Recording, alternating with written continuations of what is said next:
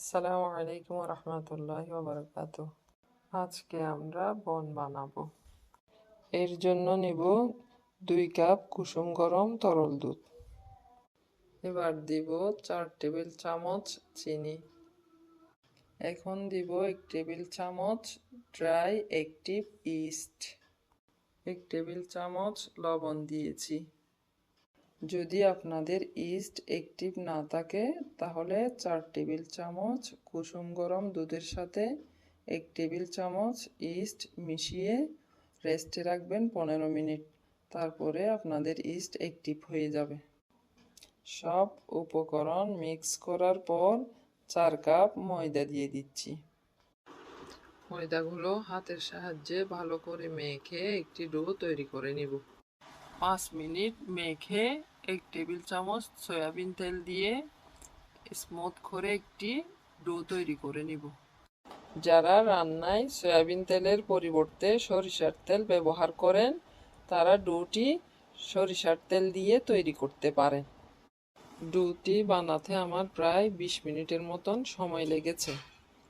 এবার আমরা ডোটি 3 ঘন্টার জন্য রেস্টে রেখে দিব। তাই র্যাপিং পেপার দিয়ে রেখে দিব যাতে বাইরের বাতাস না ঢুকে। 3 ঘন্টা পর ফিরে এলাম। দেখতেই পাচ্ছেন ডোটি ফুলে ডাবল হয়ে গিয়েছে। এবার ডোটি ভালোভাবে মতে ভিতরে জমে থাকা বাতাসগুলো বের করে ফেলব। বন বেক করার জন্য আমি একটি সিলভারের ঢাকনা নিয়েছি। ঢাকনায় 1 চা চামচ তেল ব্রাশ করে দিয়েছি।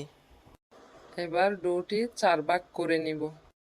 এবার এখান থেকে একটি ডো নিয়ে 4 ভাগ করে বনের শেপ দিয়ে নিব। এবার কোনো কিছু দিয়ে ঢেকে 1 ঘন্টার জন্য রেস্টে রেখে দিচ্ছি। বন বেক করার আগে সুন্দর কালারের জন্য ডিমের কুসুম বনের উপরে ব্রাশ করে দিয়েছি। বনগুলো বেক করার জন্য চুলায় একটি সিলভারের হাঁড়ি মিডিয়াম টু লো হিটে 5 মিনিট গরম করে নিয়েছি। হাঁড়িতে 2টি পেপার দিয়েছি যাতে বনগুলোতে সুন্দর কালার আসে। এর উপর একটি স্ট্যান্ড বসিয়ে বনগুলো 25 মিনিট বেক করে নিয়েছি। আপনারা চাইলে এটা ওভেনেও বেক করতে পারেন।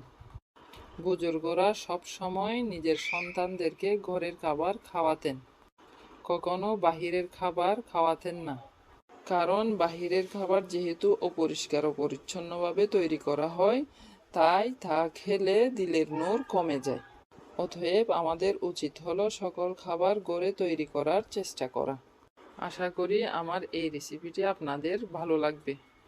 আজকের মতো এখানে বিদায় নিচ্ছি।